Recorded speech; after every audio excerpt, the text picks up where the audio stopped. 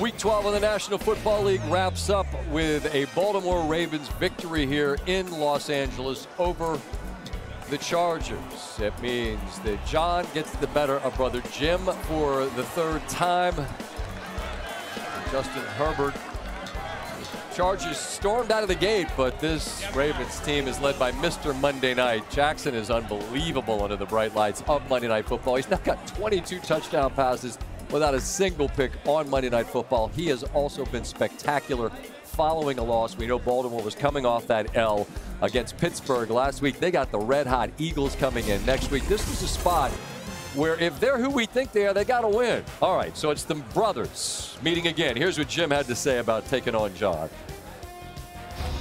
I love my brother, and I'd lay down my life for my brother, but I would not let him win a football game, and he wouldn't want it that way. Opening drive, this Charger team cooking. Didn't face a third down. Second and goal. There goes Herbert into the end zone, and that's his 13th career rushing touchdown. He wasn't letting go of that rock. It's 7-0. It's now 10-0 Chargers. Derrick Henry.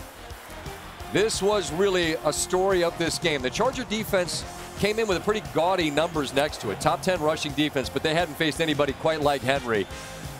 And they hadn't faced anybody quite like this guy because there's nobody quite like this guy. That's Lamar Jackson finding Mark Andrews, able to pin it against his hip. That is a catch on 3rd and 5. And then this takes you back to the high school days as he'll put on the brakes and walk it into the end zone. Lamar Jackson and Baltimore within 3. Final minutes of the first half. This is 4th and 1 from their own 16-yard line. What are you doing? Well, it works. Andrews with the tush push, and then they get cooking. 3rd and 2. Zay Flowers makes a nice grab, finds a soft spot in the middle of the defense. That's a big pickup of 22. 2 plays later, it's a 1st and 10. Rashad Bateman, he's turned into a touchdown scorer this season. That's his 5th on a perfectly thrown grab. The flag was PI against the Chargers, and that drops softly out of the sky into Bateman's lap. And the Ravens grabbed a 4-point lead. Chargers actually did a really nice job to get a field goal right before the half. 14-13. 4th and 1, you've got that guy. There goes King Henry, rumbling, bullying his way for a 1st down on a night when this Ravens team was going to run for 212 yards. Again, it's the money down, 3rd and goal, and that is Mark Andrews. Initially, they said this was incomplete, which I really don't understand. Maybe they thought he didn't have control. I don't know. That's 2 feet down, got the ball. They give the referees credit. Officials got together. They said it's a touchdown. Hands in the air. 23-16, it's 3rd and 6, and this was a gigantic drop. Quentin Johnston, he's made strides in this sophomore campaign after a rough rookie year, but he had a rough night. Multiple drops, including that 3rd and 6. Again, it's 3rd down, and again, the Ravens not only get a 1st down, but it's Justice Hill, 51 for the touchdown, and that pushes the lead to 14.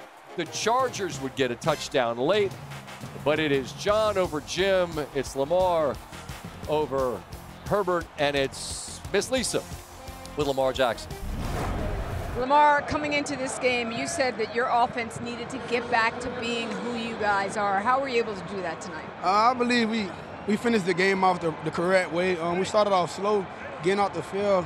We got to fix that. You know, I believe at the beginning of the season we were starting the game off right, but it was the finish. Now it's like it flipped and switch, whatever, flip-flop, whatever. We just got to fix that, and I believe we'll be where we want to be. Yeah, you guys did start the first quarter slowly, but what kind of got things rolling?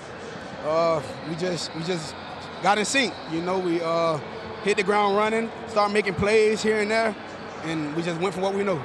You went for it on 4th down 3 times tonight. Once inside your own 20. It paid off every single time, but what did you think about the really aggressive play call?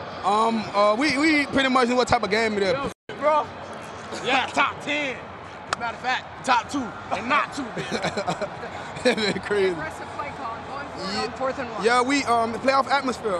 You know, we got the coaches going at it. You know, the head coach is going at it. The brother game. I knew what type of game it was going to be. We already knew that. We got to convert. We did a good job at that, but like I said, we got to start the game off right. I'm going to get back to the brothers, but Derrick Henry has said that you have opened up his game. Just how has Derrick Henry opened up this offense? Man, if just like what was happening just then, you know, we started off slow. Derrick Henry get one carry and just went for what he knows, man. It can't be stopped, man. That guy's unbelievable. And you talked about the brothers. I know you said all games are personal for you, that this is just another game, but you helped your head coach beat up on his little brother one more time. Just what does that mean to you? It's pretty cool. I'm a part of history. It's pretty cool. Congratulations on the win, Lamar. Thank you, Ms. Lisa. Appreciate you. Hi, I'm Scott Van Pelt. Kyle Hamilton, great to meet you. Nice to see you. Big fan. We've never met. Well, likewise, it's a blast to watch you play, and it's great to visit with you after victory. Kyle Hamilton with us here after you guys get a victory, and we just were listening to Lisa Salters talking to Lamar about it's John and Jim, and there's a lot that's baked into that. Your coach has been there for a long, long time. Never going to let a lot leak out, but what do you think it means to him to go up against his brother and get another dub? Yeah, I think he does a good job during the week, just downplaying it a little bit, right? You know, not make it about him. But it is history, and you know we're on the right side of history this time, and it's great to get that dub for him. You know, I'm sure they're going to look back on this years later, and he's going to have bragging rights. No doubt. I was talking with Joe and Troy about your team, and I feel like you all are built to eat punches. Not that you want to, but you can take a punch, and you come into a place with a team that's playing well. They take a 10-0 lead, and there's zero blink. There's zero panic from your group. Well, culture is such a word that gets used, and I don't think it always applies, but I believe it does with you. Do we see a culture win tonight from your group? I think so, for sure. And, you know, the Chargers kind of have a Ravens-West kind of thing going on right now. They have some personnel people, a lot of players, and coaches. And it was good on good tonight. And, you know, they came out, hit us in the mouth, but the best boxer is not about how hard you can punch, it's how hard of a punch you can take. So that's something, just like you said, culture, it's preached around the building. Just keep going, just keep grinding. It's about the team. No Roquan tonight. That's a dude that he answers the bell. For him not to be able to go, you know that others are going to have to step up. And I think, look, we understand that this is a defense that you all have a great rep through the years, but you have taken some punches this year. Mm-hmm. What's the resolve on that side of the ball to carry your end of the bargain? Yeah, I think, you know, our offense is going to do what they do, and as long as we got 8 on the field, we got a chance. Isn't that the truth? Yeah, no. But no, I think, you know, we looked ourselves in the mirror about halfway through the season and had a bunch of games that didn't go our way. Even though we won them as a defense, you know, we keep a high standard of ourselves. And, you know, we want to keep up that Ravens tradition, having good defenses, and I think we're on our way. I get that it's not your unit, but 4th and 1 from your own 16, rather aggressive. Yeah. Like, I don't know if you're grabbing your helmet on the sidelines, because, I mean, if they get stopped, you're going to have to, you know, bow up inside the red zone. Are you even, like, how aware are you that the offense is, like, oh, they're going for it from the 15? You know, I think I was getting ready to go down to where the punt was going to be big. But, you know, when you got Derrick Henry in the backfield, I'd probably err on the side, give him the ball. But well, actually, Andrews, it was a tush push with Andrews. Yeah, it was. And they speed break too, and they practice that all the time. It's good execution. But we were joking on the sideline. We were like, you know, your head coaching job's secure if you're making that call. Because if you don't get it, then people are going to be calling for your head. But good decision by Harbs to go for it. Yeah, I suggested at halftime. There's a Sam Cassell meme that, if you know what I'm talking about, it's like guts, I guess you could say, big guts in that situation. But, hey, it works out, and you guys go down and score a couple of touchdowns. You mentioned if you have 8. You have 8. You see the dude daily. He's just such – there's only one of them. What is it that he brings to your group? Not just the obvious, but just – the vibe in the room, the energy in the room. He's a different cat, but I think there's an undeniable energy to him, and I'm just interested in what that's like. Yeah, I think you guys get to see him on Sundays or Mondays in this case, but I think the most special part about Lamar is he's just a cool guy. Like, he's just a chill guy. He could easily be Lamar Jackson, Hollywood superstar, but he's super down to earth and friends with everybody on the team, knows everybody's name, and I think that helps us as a team play easier, play better with him. And you know, like you said, a football player, we got 8, we got a chance. You guys have Philly coming in. We were joking, talking to our group. Do you guys ever play anyone that it feels like every game you play is like a playoff game? Does it feel that way to you? Yeah, even when other teams not in the playoff hunt, you know, there's so much parity in this league. It's every week you got to win the game. Speaking of playoffs, ND, how we feeling? Got a big one with SC this weekend. You all right? You good? Is it a big one? Whoa. Not for us, but sorry, I'm in LA. I was going to say security on the way out of here, but no, we're not too worried about them. I mean, I still don't know what happened to Northern Illinois. Well, that was a long time ago. That was I don't even remember that. There you go. There you go. It's a pleasure to be to meet you. Likewise. Stay healthy. Happy Thanksgiving. Congrats. Thank you. I appreciate it. All right, pleasure to meet you. Kyle Hamilton, ladies and gentlemen. Chargers jumped the Ravens early, got out to a 10-0 lead, but the Ravens gathered themselves and they win by 7 in the end. Justin Herbert under duress throughout as the run game really wasn't much of an option. That means play action isn't in the arsenal, and Herbert asked afterwards about coming up short against this Ravens team. Appreciate the way guys battled and fought there at the end. It's an unfortunate ending.